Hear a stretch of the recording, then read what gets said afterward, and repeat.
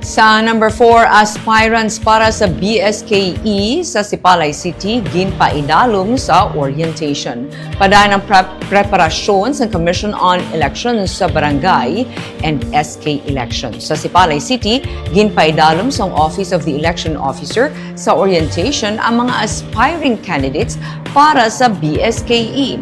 Ginsiling ni Provincial Election Supervisor Ian Lee Ananoria ang pagpatigayon sa kasubong ng mga hilikuton initiative na sa mga election officer. Sa mga orientation, ginpahangop ang mga aspirants ng election laws, COC filing requirements, kag ang mga responsibilidad ginagaupod sa pagpungko sa public office. Sa San Carlos City naman, ginpatigayon ang ocular inspection sa 36 ka mga eskwelahan nga gin-designate bilang voting centers. Sunod sa COMELEC San Carlos, ang 36 ka mga eskwelahan ang na-assess nila bilang ready na bilang voting centers.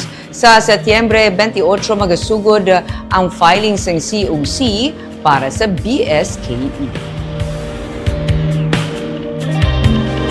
Initiative sang election officer. Usually, tanan-tanan, obra na malangin na. Ay, okay. Sir, bali gina-invite ang mga aspirants? Aspirants, yes. Both SK and for the barangay? SK and barangay. Para hindi sila magsinala, bla sa COC. Nga filing? Double-ligan sila. Inang mga voting center, inang gina-ocular inspection kasi before mag-election. So, mandatory na siya.